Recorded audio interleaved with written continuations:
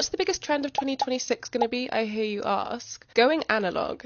2026 is going to be chronically offline. 2026 is the year of being chronically offline. 2026 will be chronically offline. Offline hobbies are trending, and the new word for this non-digital renaissance has been analog. 2026 is supposed to be the year everyone goes analog. Offline hobbies, real books, journaling, and no social media. Except there is a tiny detail no one wants to admit. The only way to prove you're offline is to post about it online. Going analog seems like a liberating idea. You let go of your habit of doom scrolling and replace it with hobbies that don't require you to be online. It is also tied with the idea of collecting physical media. In today's digital era, people are slowly realizing that nobody really owns anything, and if the big streaming services decide so, you could lose access to all your favorite movies and TV shows. But the primary focus seems to remain on social media and how divisive of a place it's become.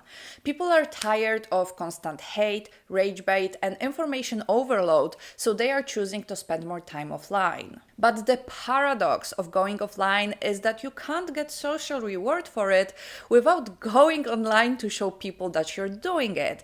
And that makes it just another TikTok trend that's going to be over sooner than it started. And let me tell you why. First, we have to think why people are going analog. I already mentioned the pressure and fatigue we feel while scrolling, and that's because every video, especially on TikTok, wants to provoke a strong emotional reaction. Back in the day, in the era of Vine and early YouTube, creators also wanted to provoke emotions in you, but it felt like it was supposed to be positive emotions. Like, Viners were trying to make you laugh, YouTubers were trying to appear friendly and welcoming.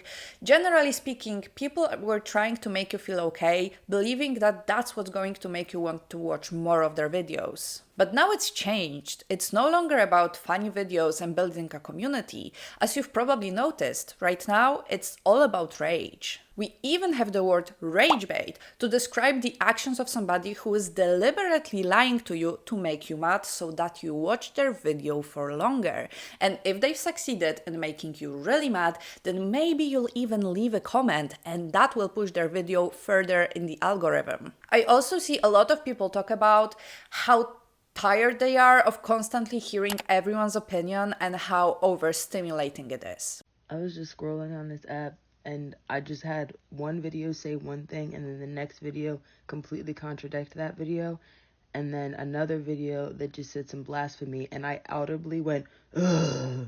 That's how this app makes me feel. But to be honest with you, that is my favorite part of TikTok or internet in general. I just love hearing people's takes on different things. And that's even when I disagree with them. I think it allows me to think certain topics through and to reevaluate what I'm thinking and what my opinion is. But what I do hate about TikTok especially is how adamant people are that what they are thinking is the only right thing and everyone else is wrong, as if they figured out the truth to the universe. I hate when people basically scream their opinions at me. And I think that part is the overstimulating one, that you're made to feel that if you disagree with someone, that means you're wrong. On top of that, we are just consuming way too much information. It's not just that I can hear everyone's opinions no matter how stupid or smart they are. It's also that I hear news from all over the world. And sure, when you turn on a TV, when you watch news on a TV, all the depressing stuff is there as well. It's just that on TikTok, we are bombarded with this information at a much faster rate. And it's not just news and opinions we get bombarded with. It's also ads. They are everywhere, like literally everywhere. You watch a story time and there is a product placement. You watch a makeup video and there is a product placement. You try to find some reliable skincare and you cannot decide which product is good and which isn't because every single video about it is sponsored. You only feel worth something when you buy. That's what those ads are supposed to make you feel. That you'll finally be happy when you buy this self-help book. That you'll finally feel beautiful if you buy this foundation. That you'll finally feel accomplished if you just buy this online course. And that is tiring. Feeling like you have to spend money just to feel okay. All those reasons combined, it really feels like there is really nothing else to do but to abandon this horrible internet space, especially the apps that are focused on short form content. But it's very quickly turned into an aesthetic trend. Like this video right here, as you can see, it's just an aesthetic compilation of cute shots, her looking at pictures and books and obviously performing for the camera. Or this video right here is an even better representation of what I'm talking about. It's this beautifully shot, slow-paced vlog. We can see her lighting her candle, pouring herself a drink, and now picking up her coloring book. Everything is accompanied by a soothing song that I cannot play you for copyright reasons. I don't know if you've noticed, but for how much people are trying to spend time offline, they are spending a lot of time online. Because instead of committing themselves to that analog feeling of being by yourself in the real world, they are recording themselves to post it on social media later, which just doesn't make sense to me. If you're filming yourself doing your analog hobbies, you're still mentally staying on social media. Like sure, you don't have an app open in front of you and you're not scrolling, but you're still performing for social media audiences. If the key of going analog is to detach yourself from the pressure of social media, then while you're doing those hobbies, you should really just focus on them, fully dedicate yourself to them. That's why I think it's just another TikTok trend that's going to be very soon buried under something new and exciting. Because if people were really trying to go analog, they would just do it. But since it's trending, there are also creators doing more informative and educational videos on this topic, like this girl right here who is giving doom scrolling alternatives. The first one is Pinterest. If you follow me, you'll know that I speak about this a lot, but Pinterest is the perfect place for inspiration.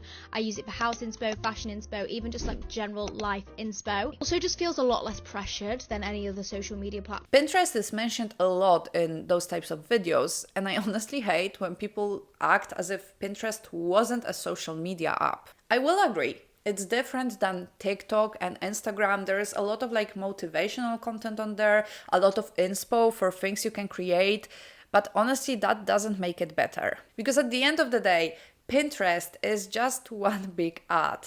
Every outfit inspo is accompanied by dozens of ads. You are shown posts of girls with perfect skin, accompanied by links to products that apparently make them look like this, or you're shown decor inspo that turns out to be incredibly expensive. And I don't want to demonize Pinterest too much because I also use it for like drawing inspo, for example, but it's still an app that's supposed to make you want to buy something. And while you're scrolling and looking for your perfect inspo, you're shown body goals that are AI modified. Next up is a new discovery for me. My brother actually introduced me to it the other day, and it is called Headway.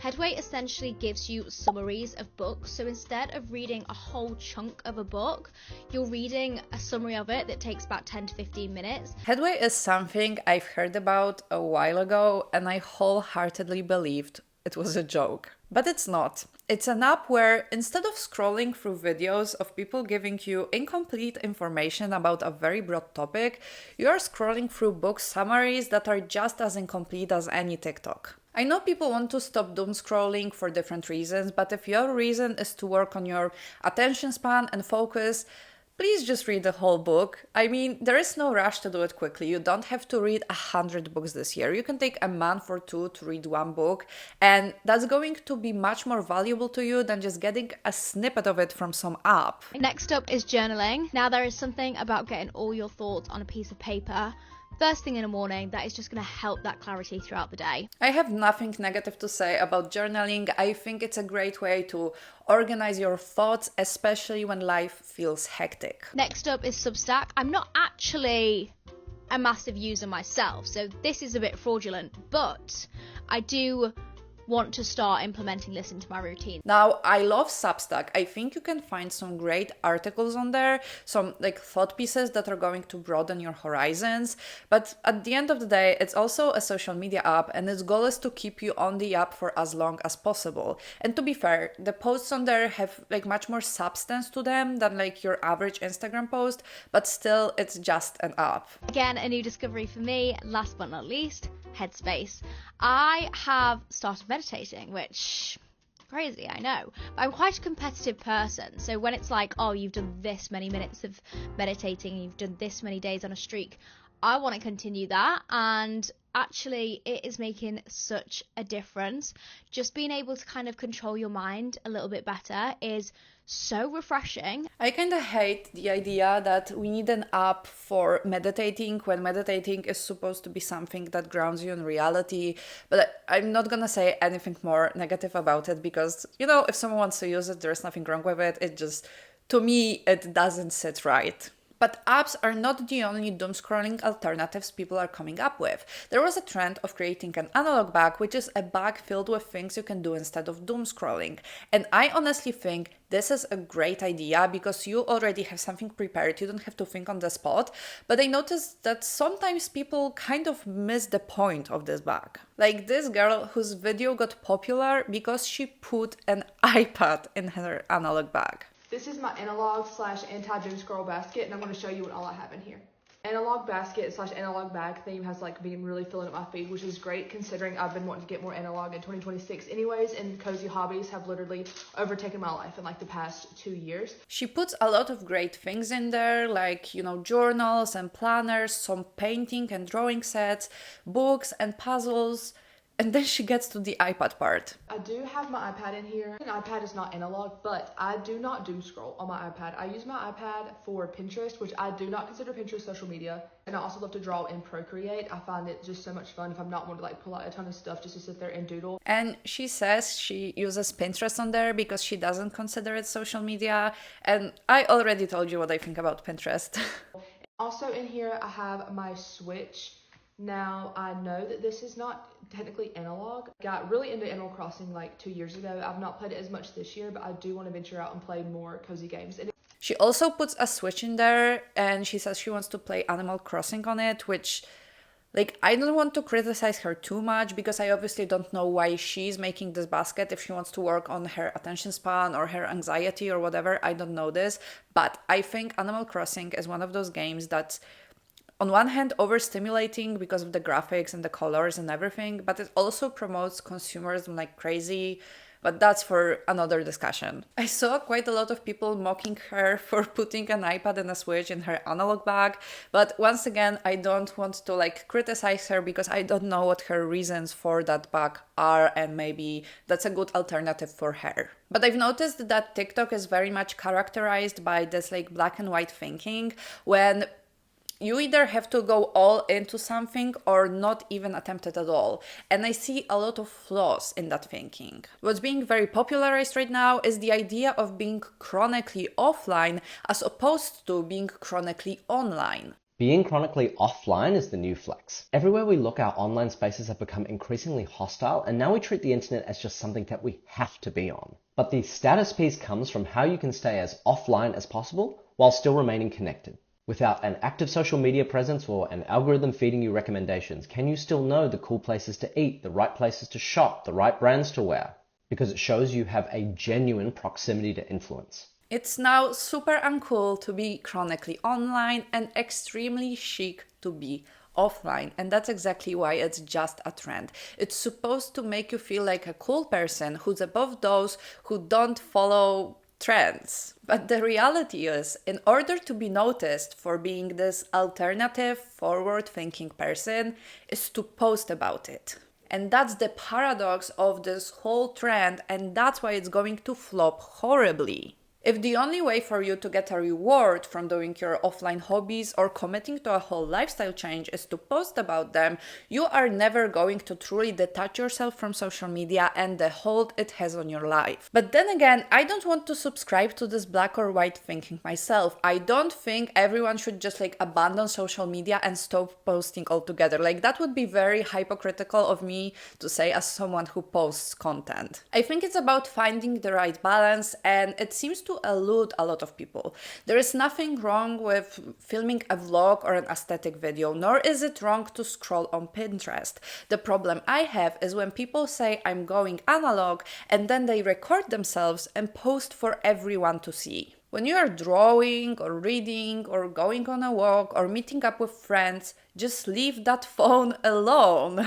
Don't make a TikTok of you enjoying your offline life, because that's why you feel like social media is so prominent in your life. Because even in those moments when you're supposed to be grounded in reality, you are putting the eyes of the imaginary internet audience on yourself. The analog trend is not going to last longer than the Labubu trend.